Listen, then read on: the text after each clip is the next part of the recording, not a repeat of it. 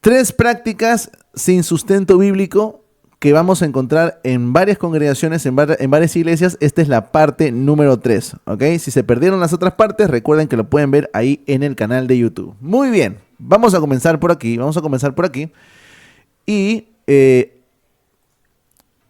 es la primera práctica que nosotros encontramos en muchas congregaciones, en muchas iglesias, que no tienen ningún sustento bíblico. Activar dones espirituales. ¿Lo has escuchado, mi hermano? ¿Lo has escuchado, mi hermana? De repente no en tu congregación, pero sé que lo has escuchado por ahí. Activar dones espirituales. ¿Se podrán activar los dones espirituales como si fuera un switch de encendido y apagado? Pareciera que algunas personas piensan que es de este modo, ¿ok? Así que vamos a ver rápidamente por aquí algunos ejemplos de lo que venimos comentando ya.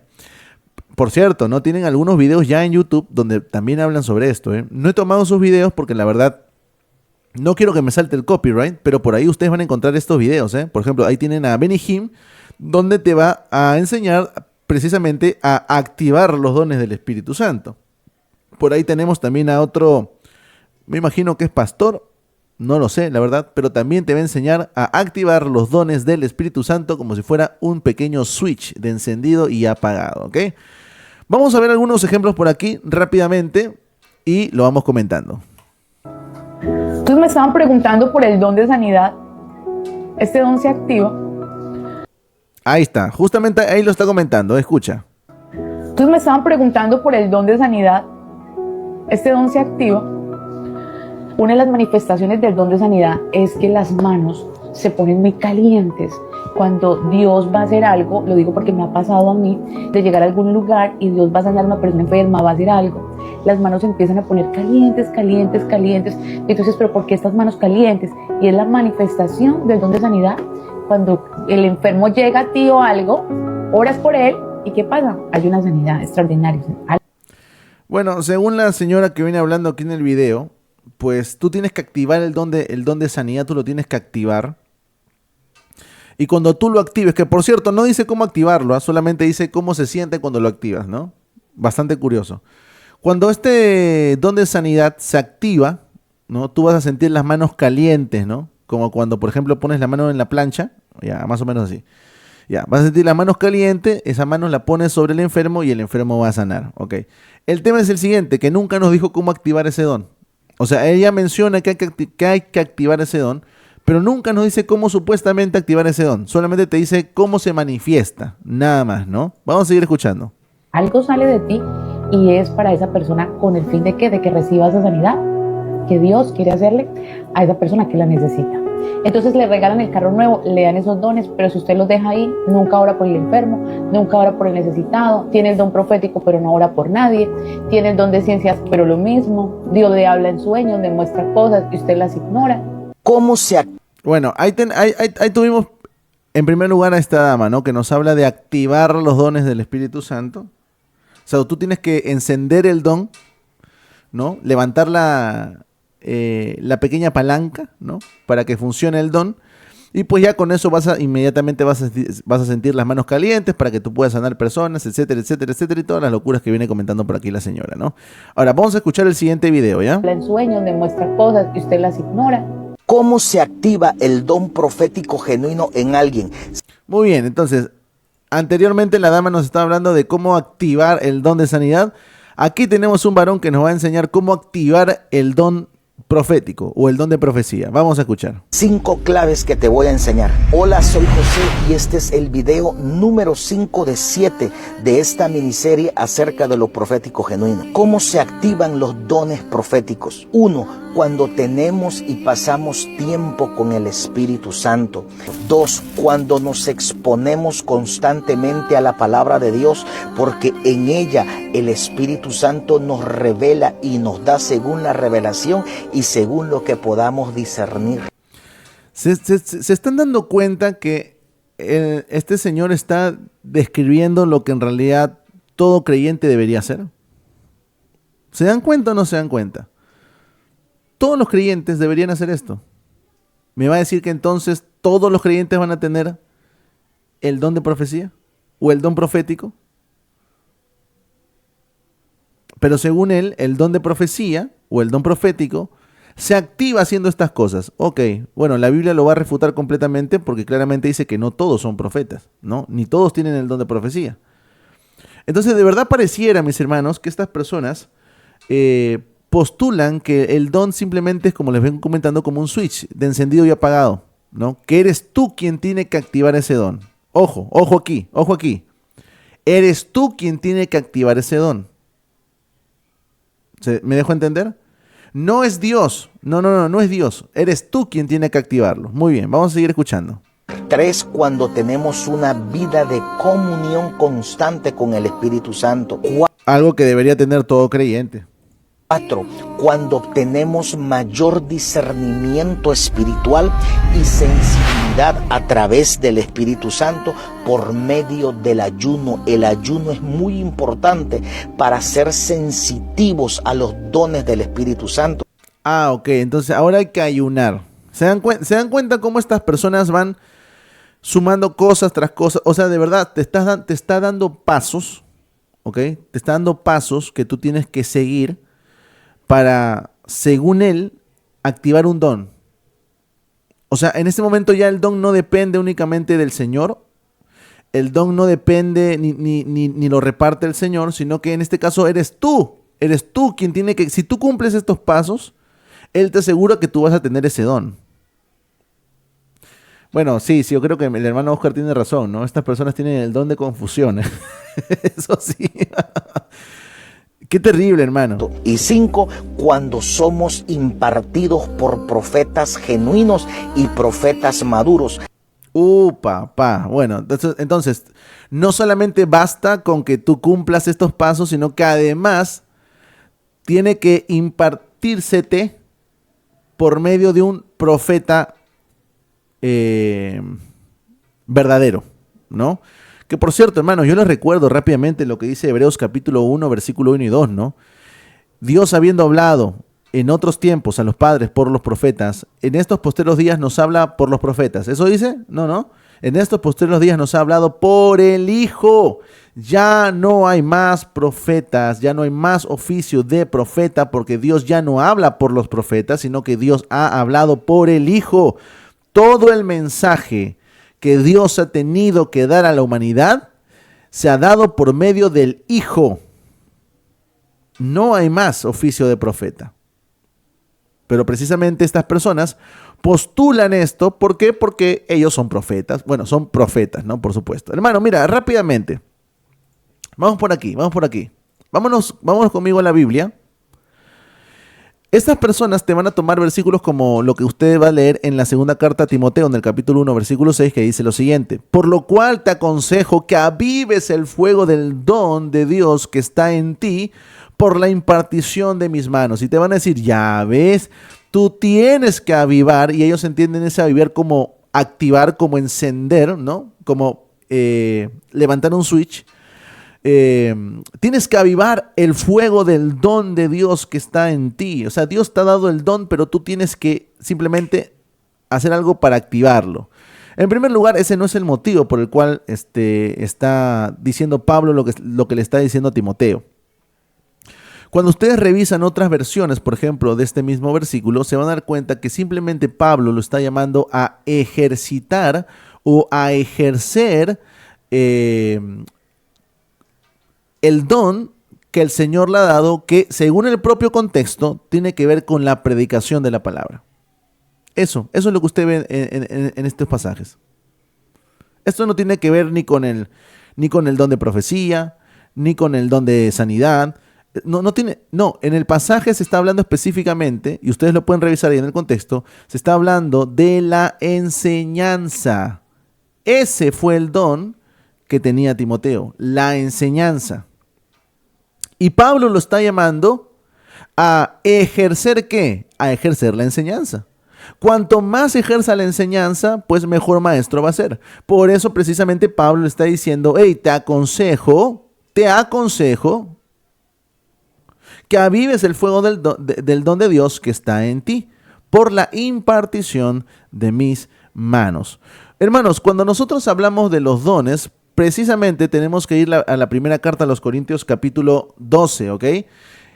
Independientemente si hay hermanos cesacionistas, aquí yo soy continuista moderado, pero independientemente de si hay hermanos cesacionistas por aquí, creo que tanto los hermanos cesacionistas como los hermanos continuistas podemos estar de acuerdo en algo. Podemos estar completamente de acuerdo en algo. En lo siguiente, mira, si tú bajas por aquí, en el primer versículo te va a decir lo siguiente: no quiero, hermanos, que ignoréis acerca de los dones espirituales. Aquí se está mencionando ya los dones. Ahora, vas a seguir leyendo en el versículo 4, dice: ahora bien, hay diversidad de dones, pero el Espíritu es el mismo. Versículo 7. Pero a cada uno les dada la manifestación del Espíritu, es decir, el don, para provecho. Aquí precisamente se menciona la profecía, ¿no? La profecía, hacer milagros, etcétera, etcétera, etcétera. Pero miren lo que dice el versículo 11. Pero todas estas cosas las hace uno y el mismo Espíritu, repartiendo, y esta expresión es sumamente importante, repartiendo a cada uno en particular como Él quiere. Pregunta: el hecho de que a usted y a mí en algún momento se nos dé un don, ¿depende de quién? ¿Depende de mí? ¿O depende de quién el hecho de que en algún momento a usted y a mí se nos dé algún don? Y digo algún don porque no se nos va a dar todos los dones. No se nos va a dar todos los dones, hermano.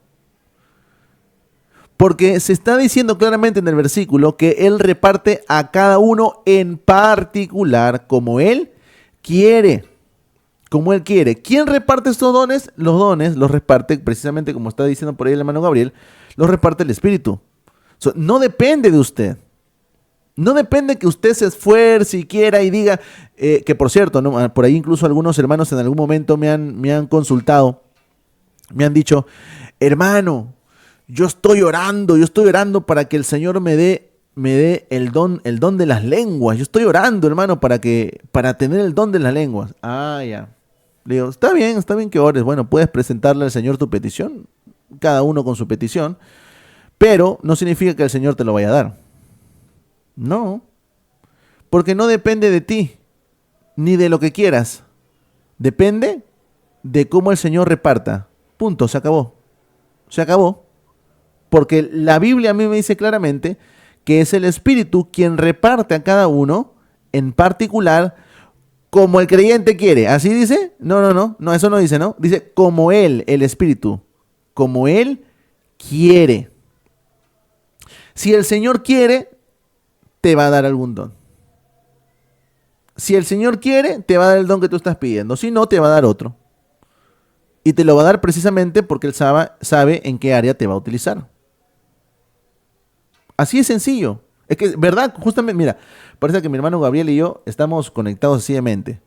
Exactamente, así es sencillo, hermanos. Entonces, ¿cómo van a venir estas personas a decirnos y cómo van a decir en muchas de estas congregaciones, en muchas de estas iglesias, que eres tú quien tiene que activar el don? No, tú no tienes que activar nada. El Espíritu Santo te va a dar algún don cuando Él quiera. Ese es un buen punto. ¿Por qué todo el mundo pide el don de lenguas? ¿Por qué todo el mundo pide el don de milagros, de sanidades? ¿Por qué no piden el don de misericordia? ¿Por qué no piden el don de la enseñanza? Esas cosas no piden, ¿no? ¿Por qué no piden el don del servicio? Eso no piden, ¿no? Es bastante curioso que ese tipo de dones no pidan, ¿no? Muchas bendiciones, bendiciones. Exactamente, mi hermana, exactamente. Esos dones no piden. ¿Por qué no piden sabiduría? ¿Se dan cuenta, hermanos? ¿Por qué? Porque la mayoría de creyentes el día de hoy, sobre todo en el movimiento pentecostal, y lo digo siendo pentecostal, está mucho más empecinado en tener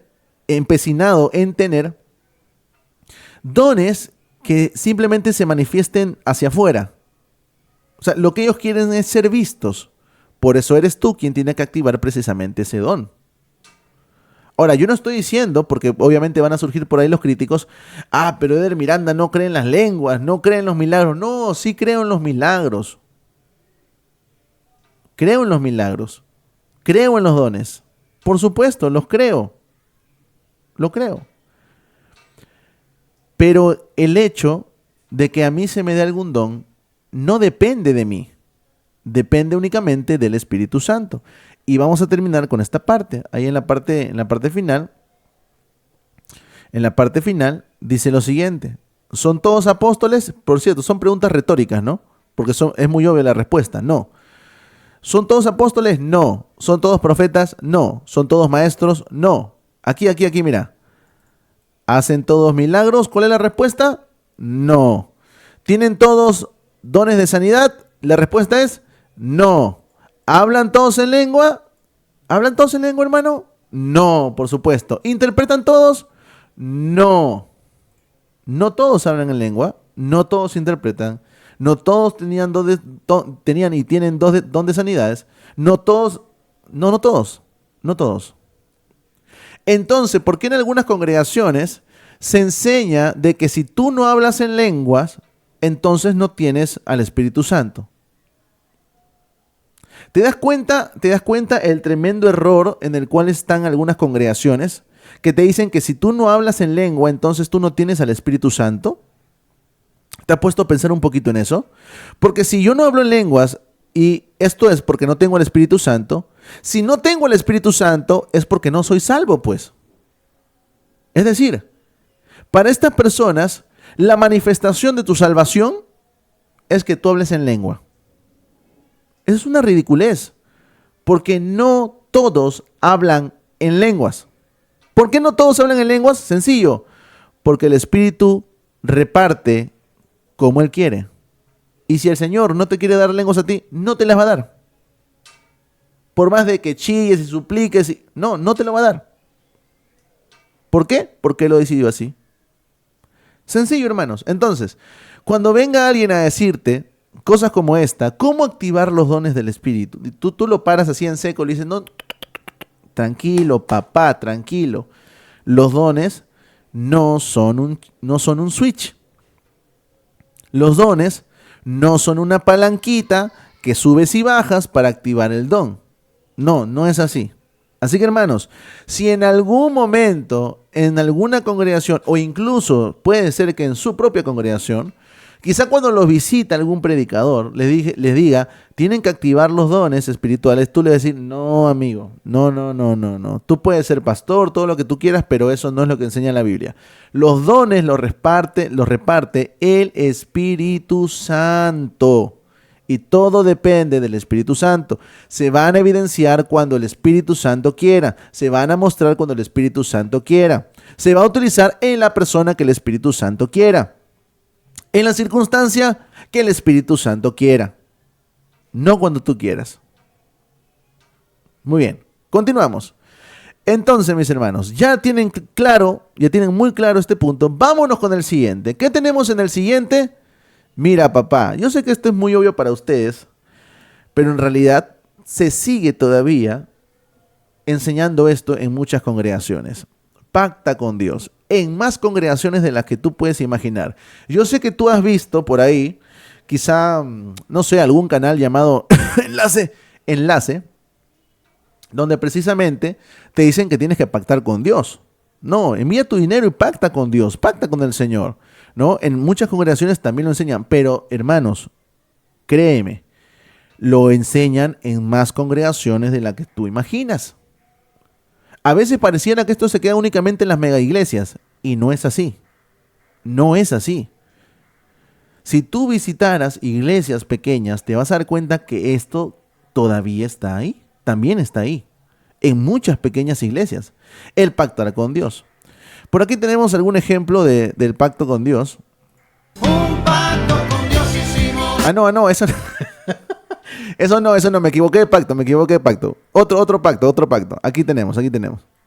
Cuando tú vienes con Dios y traes tus primicias y las pones delante de los sacerdotes, las traes a la casa de Dios. Se ríen nomás los hermanos.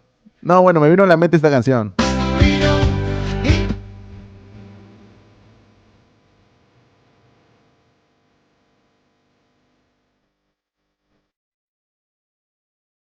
No, yo lo escuché a Rabito y dije, no, canción antibíblica, tú no puedes pactar con Dios, no, no puedes. Vamos a escuchar de nuevo ¿ya? Vamos a escuchar de nuevo Cuando tú vienes con Dios y traes tus primicias y las pones delante de los sacerdotes, las traes a la casa de Dios,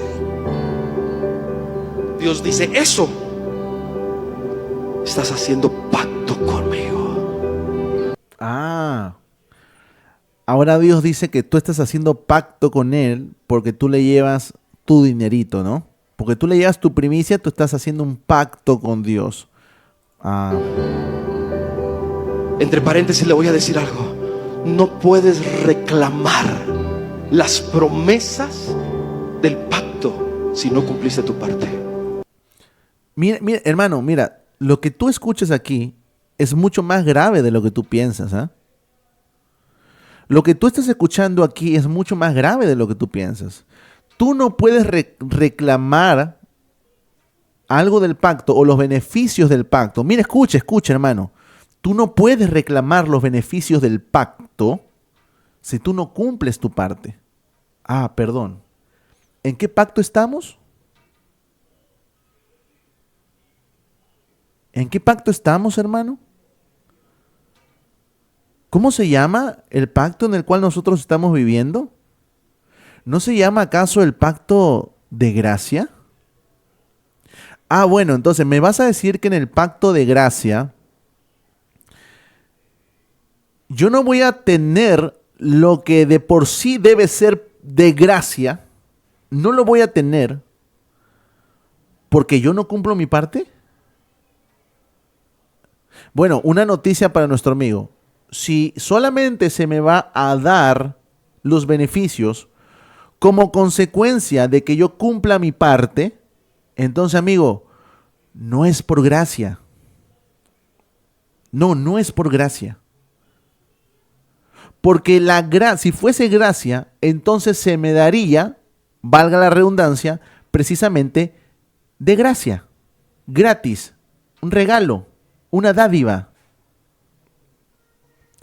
Entonces te das cuenta cómo esta enseñanza no solamente no tiene sustento bíblico, esta enseñanza atenta directamente contra el Evangelio. Esta enseñanza de los pactos con Dios atenta directamente contra la base fundamental principal del Evangelio. Porque entonces ahora yo tengo que cumplir dando mi dinero, porque de lo contrario entonces yo no tengo los beneficios del pacto. De un pacto que precisamente se llama pacto de gracia. ¿Te das cuenta? Vamos a seguir escuchando por aquí, ¿ya? Pero si cumpliste tu parte y fuiste delante de Jehová,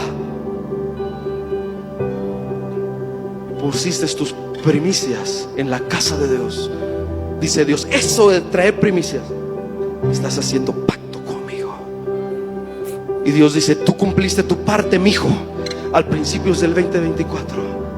Todo ese año, yo, Jehová tu Dios, voy a cumplir la mía.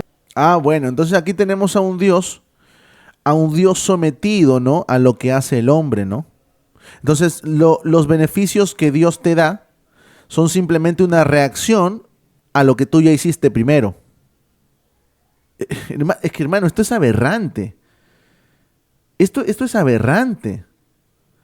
Hermano, mira, permíteme preguntarte para que te des mucho más cuenta de lo terrible que es esto.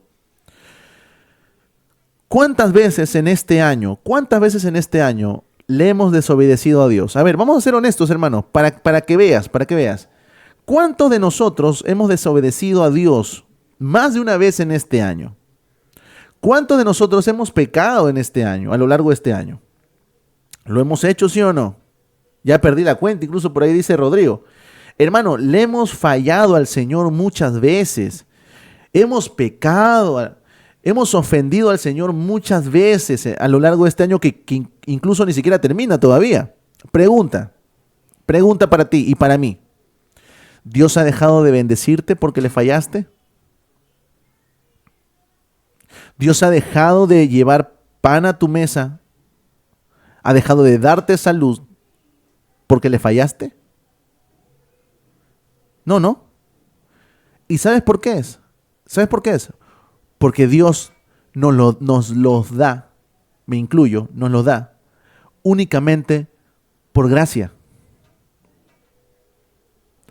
El Señor te da y me da únicamente por gracia, sin merecer cosa alguna. No, yo no merezco, hermano, yo no merezco salvación, yo no merezco misericordia, yo no merezco compasión del Señor, yo no merezco que Él me dé el alimento, yo no merezco que Él me dé salud, yo no merezco absolutamente nada de parte de Dios, nada, yo no merezco nada de parte de Dios.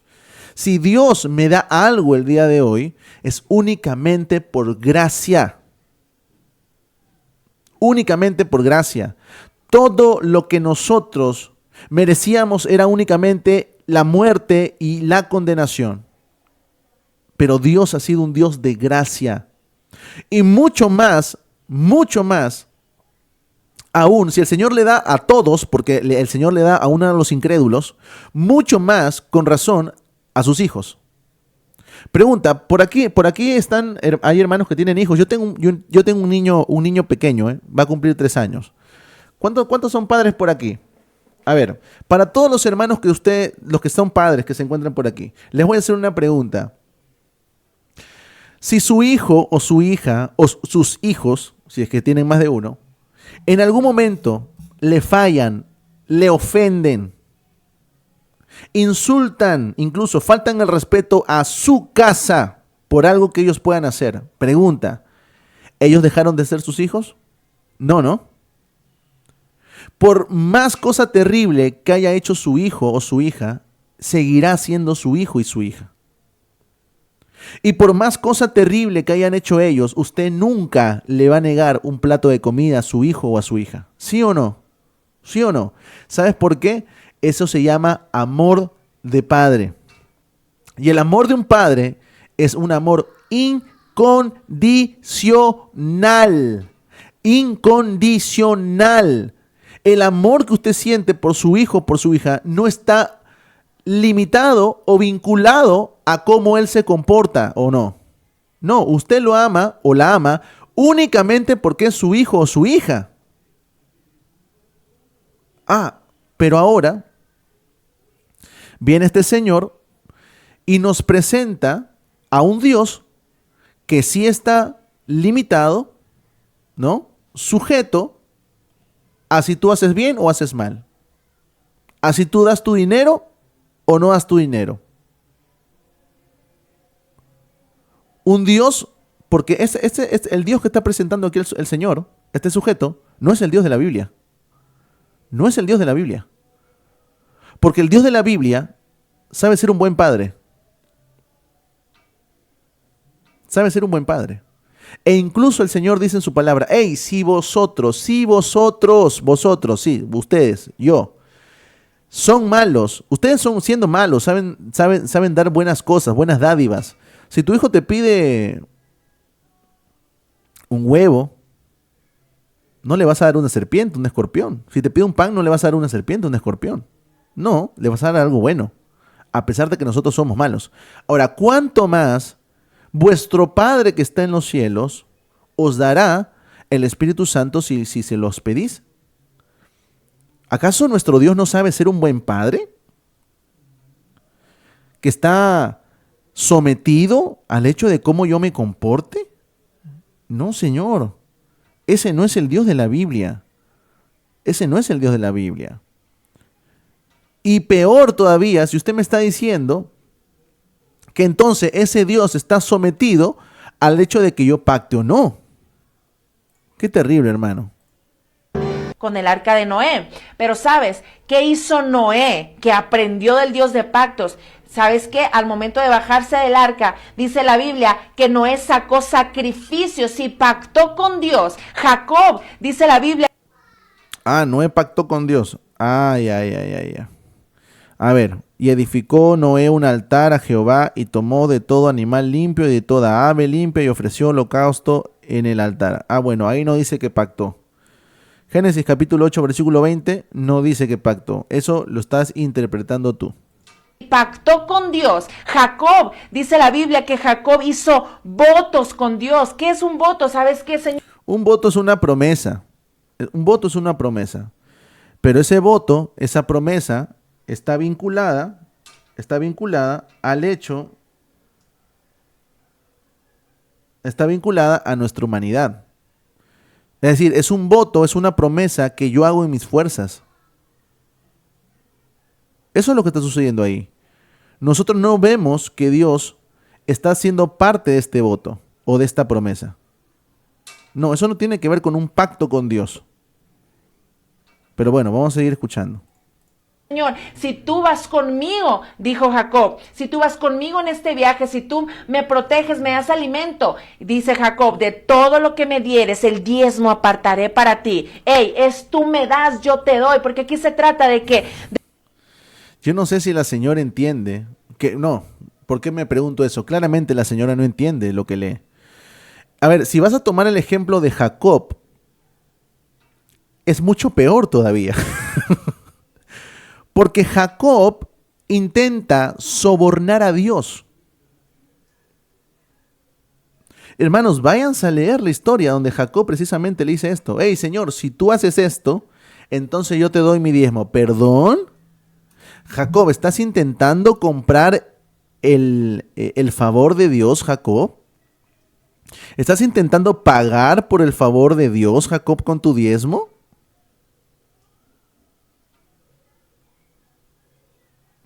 ¿Qué dice por aquí la hermana? No te había leído, hermana. Por eso le dije que leyera Deuteronomio 10:17, pero no me escucha. No te escucho, te puedo leer, hermana. Lo voy a buscar aquí, a ver, lo voy a buscar acá, ¿ya? Por aquí tengo algunos versículos ya, pero vamos a buscar rápidamente. De Deuteronomio, capítulo 10, versículo 17. A ver qué nos dice por acá. Deuteronomio capítulo 10, versículo 17 dice, porque Jehová vuestro Dios es Dios de dioses y Señor de señores, Dios grande, poderoso, temible, que no hace acepción de personas ni toma cohecho. Exactamente, así es, perfecto. Lo acaba de decir perfectamente este versículo. Muchas gracias, mi hermana. Dice, esto ya es herético. Que por cierto, ¿no? Recuerden si por ahí no reconocieron, estamos aquí escuchando a la hija de Jonathan Mesa, ¿eh? La hija, que por cierto no se parece en nada a Jonathan Mesa, pero está tomando el ejemplo de Jacob. No, si vas a tomar el ejemplo de Jacob, es mucho peor, porque Jacob intenta sobornar a Dios. Jacob intenta sobornar a Dios. Jacob, de todo lo que me dieres, el diezmo apartaré para ti. Ey, es tú me das, yo te doy, porque aquí se trata de hombres que le creen, y creer es un verbo que denota acción, no nada más decir, sí, yo creo que Dios me prospera, pero yo no hago nada, yo no doy, yo no pacto, yo no diezmo. Ey, dice la Biblia, donde está tu tesoro, ahí está tu corazón. No, bueno, ya vimos claramente dónde está el corazón de esta dama, porque tergiversa completamente lo que en realidad dice el versículo, malentendiendo incluso la historia de Jacob, ¿no? Porque piensa que Jacob está haciendo algo bueno. No, Jacob no está haciendo nada bueno. Jacob está intentando comprar el favor de Dios con su diezmo. Pero bueno, vamos por aquí, hermanos, miren. Además de ver el versículo que nos dio nuestra hermana, por aquí ustedes, en Génesis capítulo 15, versículos 7 al 21, vamos a encontrar el pacto que Dios hace con Abraham. Ojo, es el pacto que Dios hace con Abraham. ¿Vale? La iniciativa del pacto o de un pacto siempre va a comenzar en Dios. Siempre. El hombre no puede decir, yo voy a hacer un pacto con Dios. No. Vas a prometer algo, vas a decir algo en tus fuerzas. Pero hablando de pacto como tal, la iniciativa siempre va a ser divina. Si ustedes leen el versículo 7 en adelante, dice lo siguiente. Mira lo que le dice el Señor a Abraham. Y le dijo, yo soy Jehová que te saqué de Ur de los Caldeos para darte a heredar esta tierra. Y él respondió, Señor Jehová, ¿en qué conoceré que la he de heredar? Y le dijo, tráeme una becerra de 3 años y una cabra de 3 años y un carnero de 3 años, una tórtola también y un palomino. ¿Ok?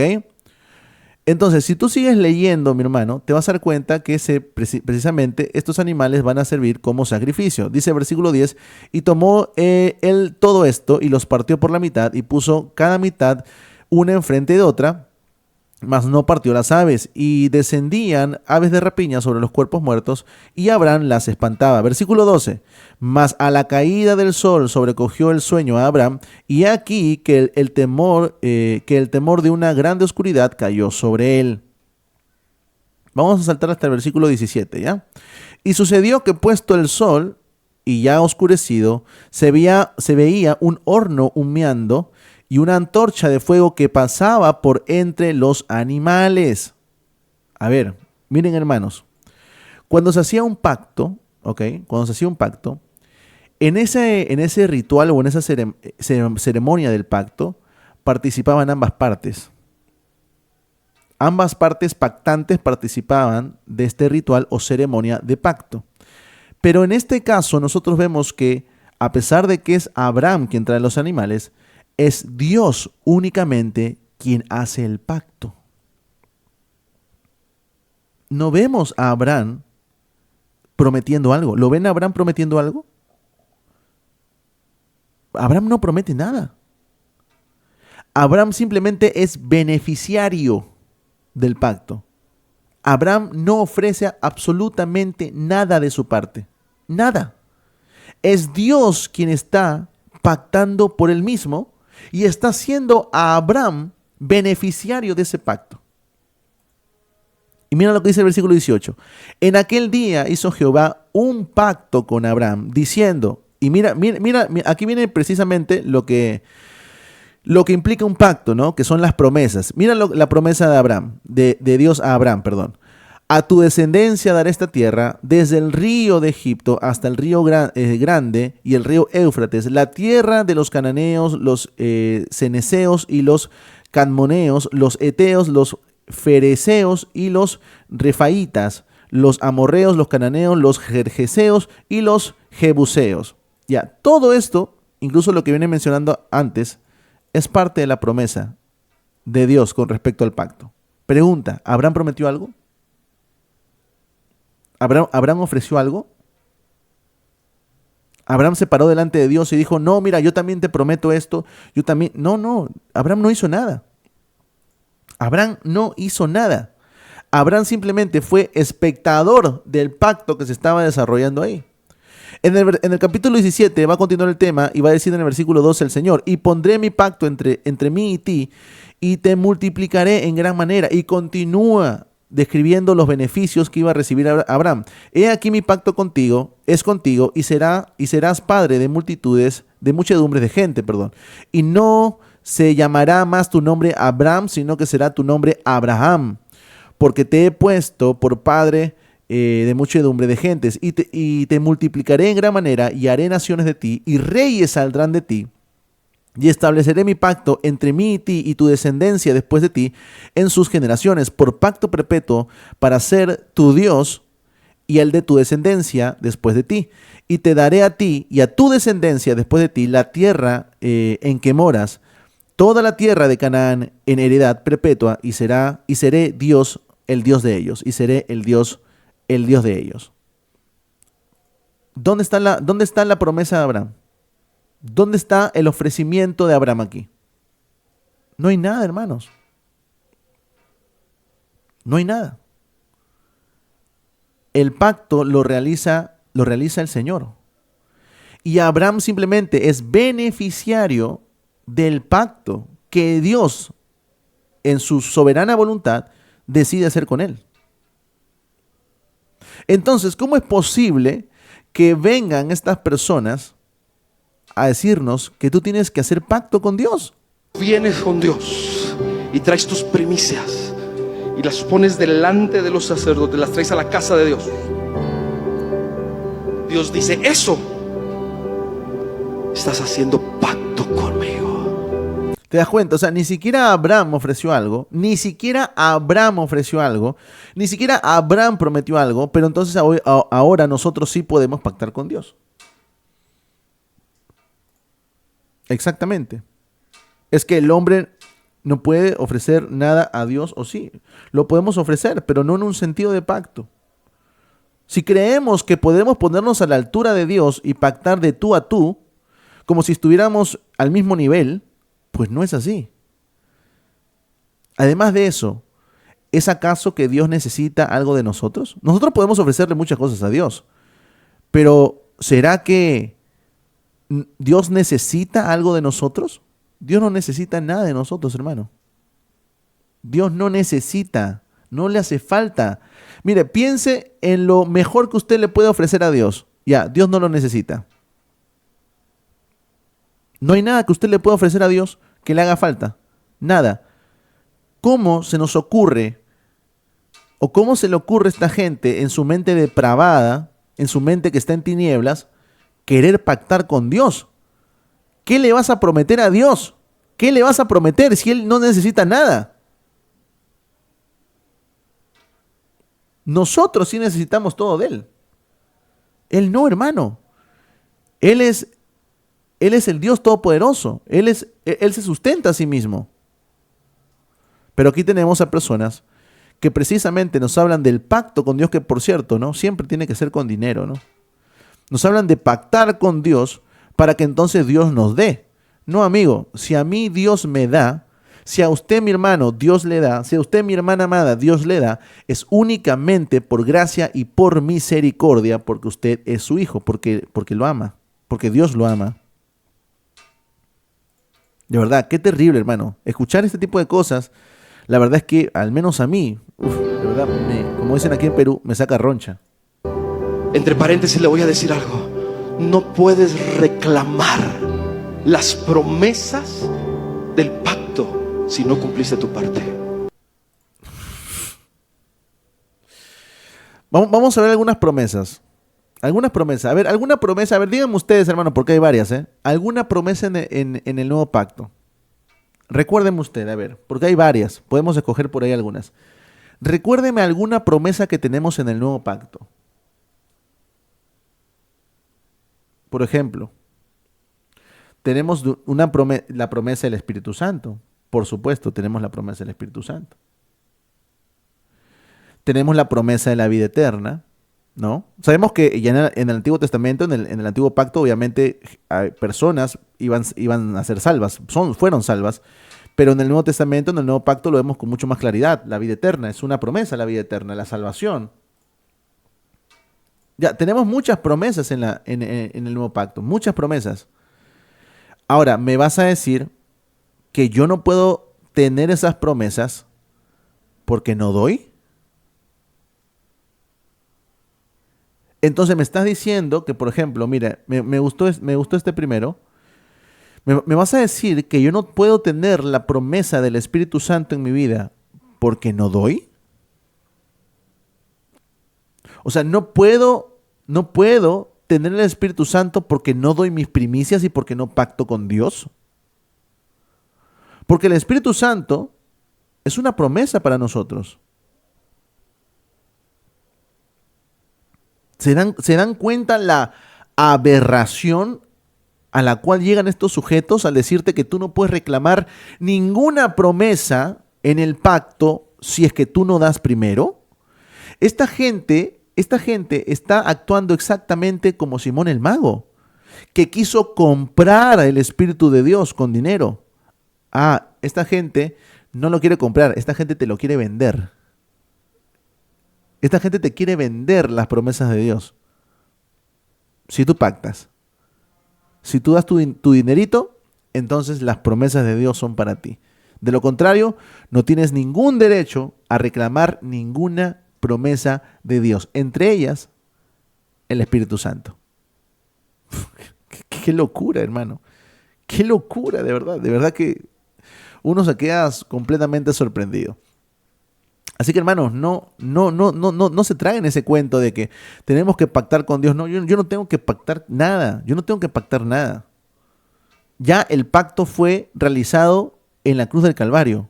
Fue ratificado en la cruz del Calvario. El pacto fue ratificado en la cruz del Calvario.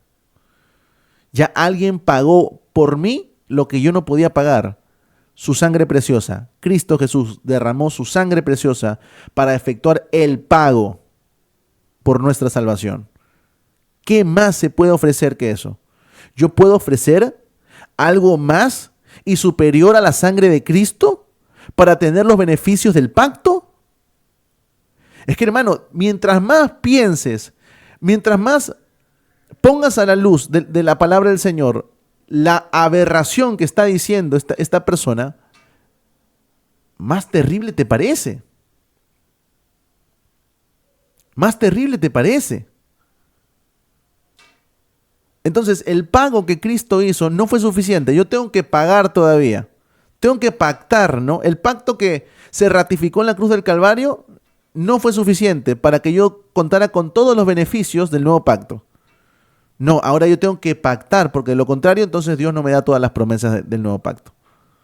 Uf, hermano, de verdad, qué aberración, de verdad, qué aberración. Vámonos al siguiente punto. Ve dejando tu me gusta, ve dejando tu comentario, hermano.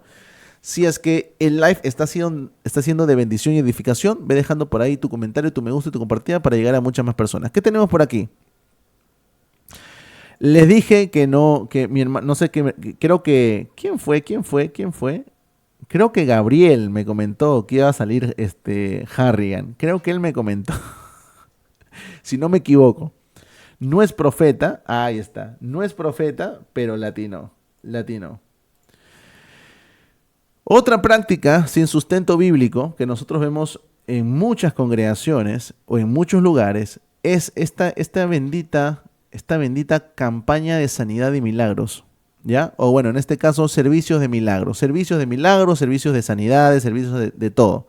Bueno, servicio, en este caso, donde sale Juan Carlos Harrigan y Moisés Bell, servicio de milagros. Pero por aquí tenemos otros, mira. Voy a acercar, por aquí tenemos otro, mira. Ahí está, noche de milagros. Noche de milagros. ¿Qué más tenemos por aquí? Ahí está, mira. Campaña de milagros y sanidades. Campaña de sanidades y milagros. Y por supuesto no puede faltar, ¿no?, el apóstol Cash Luna para decirnos que se va a llevar a cabo 6 noches de unción y milagros. 7 no. Si tú llegas al séptimo día, no. 6 noches. Y si vas de día o de tarde, tampoco. Son en la noche nada más. En la noche. 6 noches de unción y milagro, ¿no? Por ahí abajito tenemos también otra campaña de sanidad y milagros. 3 días. Si Dios quiere extender su gracia y que sean 5, 6, 10 días, tú dices, no, Señor, no. Ya publicitamos que va a ser 3 días nada más. Así que sométete, por favor. Hermanos, estas cosas de campaña, sanidad y milagros, noches de milagros, servicio de milagros, de sanidades, noches de unción y milagros, ¿no? Todo eso, hermano, todo eso no viene de parte de Dios. Hermano, pero ¿acaso no crees en las sanidades, en los milagros? Sí, hermano, yo creo en las sanidades y en los milagros, por supuesto que sí. Lo que no creo y lo que no sustenta la Biblia y lo que no te va a decir por ninguna parte las Escrituras es que tú puedes decidir cuándo va a suceder una sanidad o un milagro. Para que tú, en tu arrogancia, le puedas poner una fecha y una hora a Dios para que haga una sanidad y un milagro. Tú no puedes hacer eso, hermano. Pero estas personas sí lo hacen. ¿Por qué? Porque entonces tú tienes que ir a las 9 de la mañana a tal lugar donde está Juan Carlos Harrigan, donde está Moisés Bell, porque de lo contrario no vas a recibir tu milagro. Tú quieres tu milagro, entonces tienes que ir el miércoles 7 de febrero a las 7 p.m., porque si tú vas el jueves 8, entonces no hay milagro. Si tú quieres tu sanidad o tu milagro, tienes que ir el 29 de noviembre a las 7 de la noche, porque si vas a las 10 o a las 11, que ya se terminó todo, no vas a recibir tu milagro. Hermano, eso, hacer este tipo de cosas, campaña de sanidad, milagro, noche de milagros, etcétera, es intentar manipular a Dios. Es intentar manipular a Dios. Es querer gobernar sobre Dios y yo decido, ya no Dios. Ya no Dios. Dios no decide. Yo decido cuándo va a suceder una sanidad o un milagro a tal fecha y a tal hora. Y por supuesto, solamente si está invitado algún apóstol o algún profeta. De lo contrario, no va a suceder, hermano. No va a suceder. Hermanos, miren, tenemos que entender algo. Cuando estamos hablando de las sanidades y los milagros, por supuesto que nosotros creemos en las sanidades y en los milagros. Los hermanos cesacionistas, que muchas veces se conectan por aquí, ¿me van a decir que no creen en milagros en sanidades? A ver, ¿cuántos hermanos cesacionistas están por aquí? ¿Creen en sanidades y en milagros, sí o no? Yo sé que no creen que ciertos dones están vigentes. Eso yo lo sé. Ahí está. Los hermanos cesacionistas también creen en milagros, creen en sanidades, creen. Por eso ese muñequito de paja, ¿no? Que tantos ignorantes neopentecostales salen diciendo, no, los cesacionistas no creen en milagros, no creen en sanidades. A veces me da ganas de decir, cállate la boca, no seas ignorante. Quizá no estoy de acuerdo con el cese de ciertos dones como profesan mis hermanos amados cesacionistas, pero ellos creen en sanidades y en milagros. No es ignorante. No es ignorante. Hermanos, pero en algo que sí vamos a estar completamente de acuerdo, los hermanos cesacionistas y los hermanos continuistas, los verdaderos continuistas, no los loquitos que andan por ahí en iglesias neopentecostales, es que cuando hablamos de señales, milagros, prodigios, sanidades, todo esto no es el foco principal.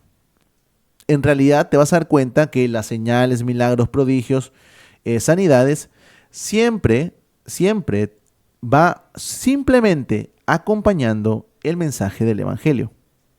Y por supuesto, esto se opera en la voluntad de Dios, según la voluntad de Dios, no lo que nosotros querramos.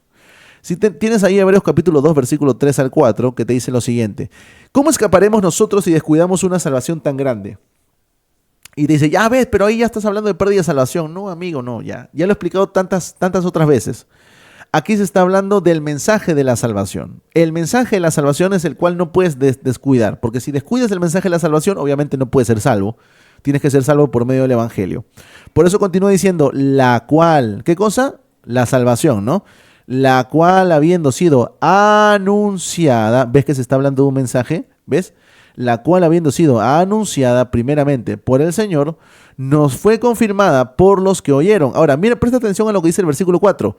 Testificando Dios juntamente con ellos, con señales y prodigios y diversos milagros y repartimiento del Espíritu según su voluntad. Mira, te lo voy a decir mucho más claro. Testificando Dios juntamente con ellos, con señal y prodigios y diversos milagros y repartimiento del Espíritu Santo. Ahí el versículo no queda. El versículo no queda ahí. El versículo no queda ahí. El versículo continúa, según su voluntad. Cuando nosotros predicamos el verdadero evangelio, hermanos, si es la voluntad de Dios, también ahí va a haber milagros, sanidades y prodigios. Si no es la voluntad de Dios, entonces no lo habrá. Si tú estás cambiando el mensaje del evangelio, que es lo principal, que viene acompañado, según la voluntad de Dios, con milagros, señales y prodigios, y lo inviertes, y ahora tienes como punto principal las señales, milagros y prodigios, y por ahí ya, bueno, al último, pues si se puede predicar el evangelio, ya, pues al último. Si tú haces un cambio de papeles, si tú inviertes el orden, entonces estás completamente en desobediencia al Señor. No, hermanos, si bien nosotros creemos en las sanidades, milagros, prodigios y señales de parte de Dios, no es lo principal. Lo principal siempre va a ser, ¿qué cosa?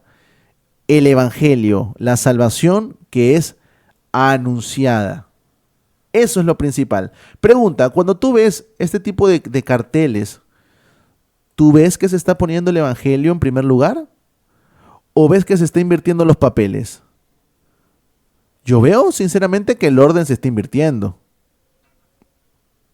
No, ese título no dice servicio de evangelismo. No, ahí no dice. No, ahí dice servicio de milagros. Ah, se está invirtiendo los papeles, ¿cierto? Ahora ya lo principal no es el evangelio. Ahora lo principal es lo que debería ir acompañando, que son los milagros, señales y prodigios. Por aquí, noche de evangelismo. ¿Dice noche de evangelismo? Ah, no dice, ¿no? Entonces, se está cambiando también aquí el orden. No, porque no debería ser noche de milagros. Los milagros simplemente acompañan al evangelio. No, deberías decir noche de evangelismo o de prédica del evangelio. Eso debería decir. Ese debe ser el foco principal de nuestra reunión. Campaña de sanidades y milagros. No, ahí no dice campaña evangelística. No, ahí no dice eso. No, nuevamente se está invirtiendo el orden. Ya ahora lo principal no es el evangelio, sino las sanidades y los las milagres, ¿no? Y los milagros. Y por aquí tenemos al apóstol Cash Luna, ¿no? 6 noches de unción, milagros, etcétera, etcétera, ¿no? Y más abajito, 3 días de sanidades y milagros. Que esto me parece aún... Mira, si ya de por sí es terrible que se invierta el orden de los factores, poniendo al evangelio simplemente como lo que acompaña las sanidades y los milagros, si ya de por sí eso es terrible, mucho peor es todavía que le suman el hecho de que le ponen un límite a Dios. 6 noches. 6 noches, no 7, no 8, no 10. Dios, tú en estas 6 noches tienes que obrar tal y cual como nosotros lo hemos planificado, al horario que nosotros lo planificamos, en el lugar donde nosotros lo planificamos, con la gente que nosotros planificamos. 3 días. 3 días, Señor, ni un día más, ni un día menos. 3 días, Señor, por favor, sométete a que en esos 3 días vas a obrar sanidades y milagros. Y por cierto, en el horario en el cual comienza el evento, por supuesto, Señor, si tú quieres hacer un milagro antes o después del evento, no. Tú tienes que someterte a los 3 días de sanidades y milagros en el horario y en el lugar donde nosotros estamos. Esta gente está mal de la cabeza. Esta gente quiere dominar a Dios, quiere mandarle a Dios y decirle que Dios tiene que obrar únicamente en el espacio del evento que ellos han programado.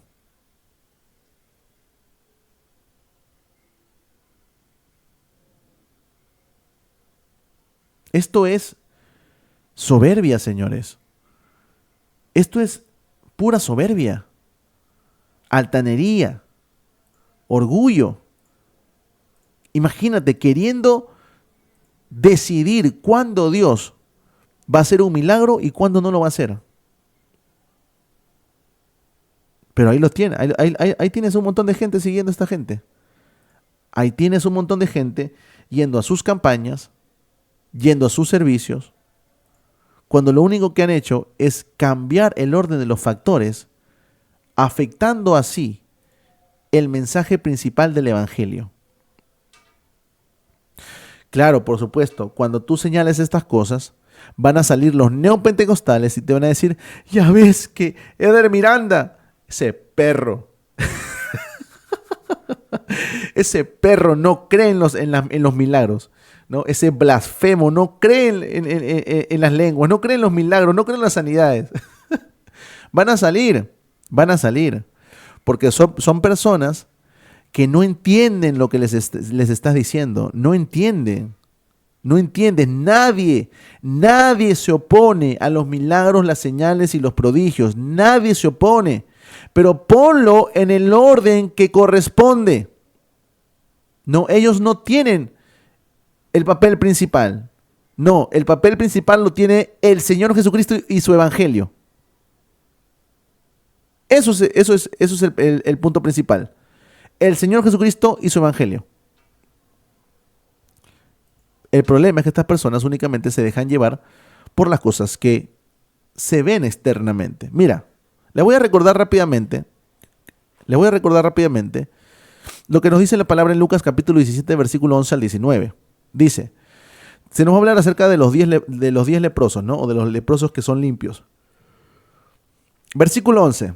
Yendo Jesús a Jerusalén, pasaba entre Samaria y Galilea, y al entrar en una aldea le salieron al encuentro 10 hombres leprosos, los cuales se pararon de lejos y alzaron la voz diciendo, Jesús, Maestro, ten misericordia de nosotros. Versículo 14. Cuando él los vio, les dijo, id, mostraos a los sacerdotes, y aconteció que mientras iban fueron limpiados, ¿no? El Señor dice, bueno, vayan a los sacerdotes, y en el camino en el cual ellos están yendo, pues simplemente se dan cuenta que en un momento pues ya están completamente sanos de la lepra. Versículo 15. Entonces uno de ellos, ojo aquí, viendo, no pasen por alto esa palabrita. Entonces uno de ellos, viendo que había sido sanado, volvió glorificando a Dios a gran voz, y se postró el rostro en tierra a los pies o a sus pies, dándole gracias, y este era samaritano. Mira la pregunta de Jesús. Respondiendo Jesús dijo, ¿no son 10 los que fueron limpiados? ¿Y los 9 dónde están?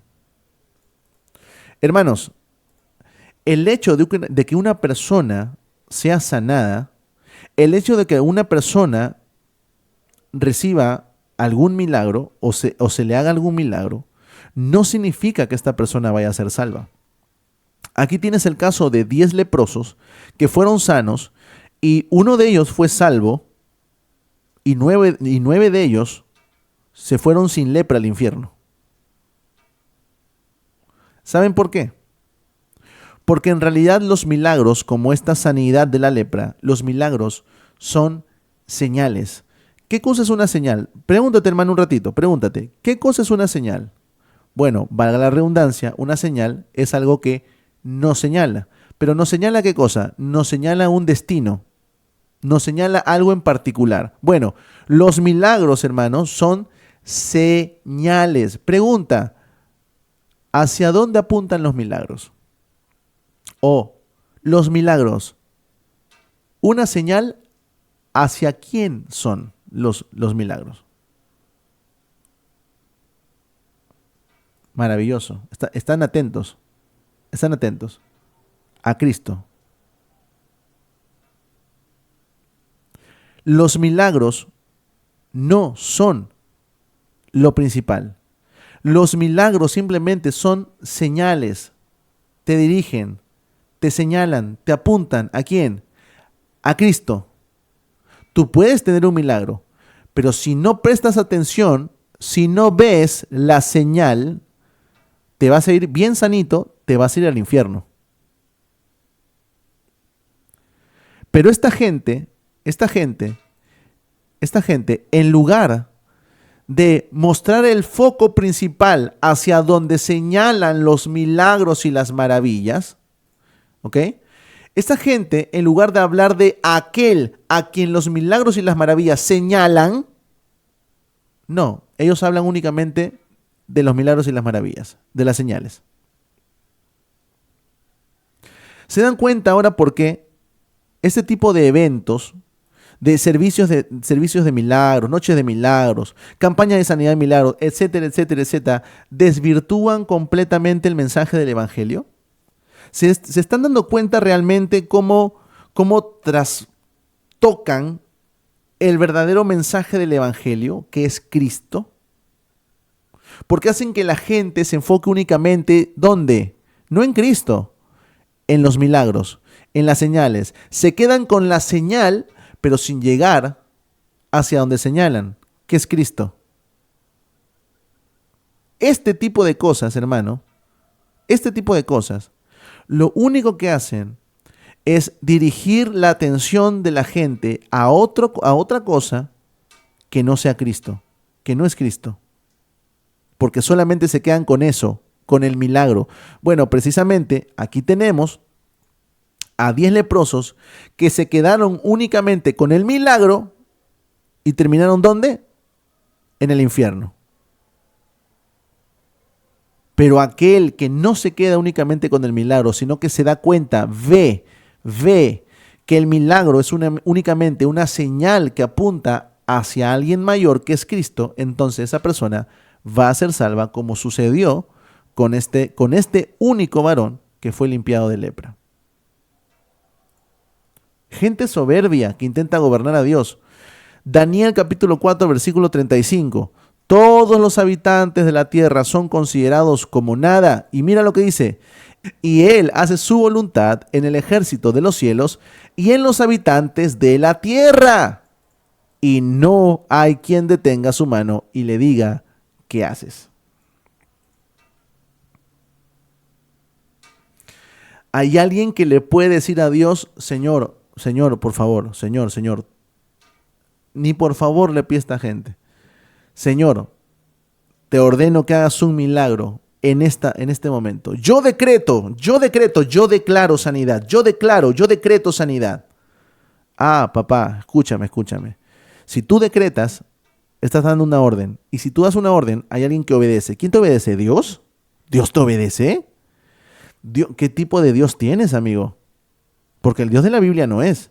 Porque el Dios que me muestra las Escrituras me dice que es Él precisamente quien hace lo que Él quiere, según su voluntad, con los ejércitos de la tierra y con los ejércitos del cielo, y con los habitantes de la tierra. Y no hay quien detenga su mano y le cuestione y le pregunte, ¿qué haces? Este es el Dios de las Escrituras. Este Dios soberano del cual nos está hablando Daniel, este es el Dios de las Escrituras. Un Dios que Él decide hacer y deshacer cuando Él quiere, como Él quiere, donde quiere, en las circunstancias que quiere. Él no está sometido a nadie, para que alguien pueda venir a decir, ¿sabes qué? Voy a organizar una noche de sanidades y milagros en tal fecha, en tal hora, porque Dios tiene que obviamente hacerlo como nosotros lo estamos planificando, por supuesto. No, Señor. Nuestro Dios es un Dios soberano y Él va a hacer milagros y Él va a hacer señales y Él va a hacer sanidades y Él va a hacer prodigios cuando Él quiera, donde quiera y con quien quiera. Y tú agarras tu soberbia, tu altanería, tu altivez y te lo guardas en el bolsillo, porque tú no vas a gobernar a Dios ni le vas a poner fecha de cuándo Él tiene que hacer algo cuando tú quieres.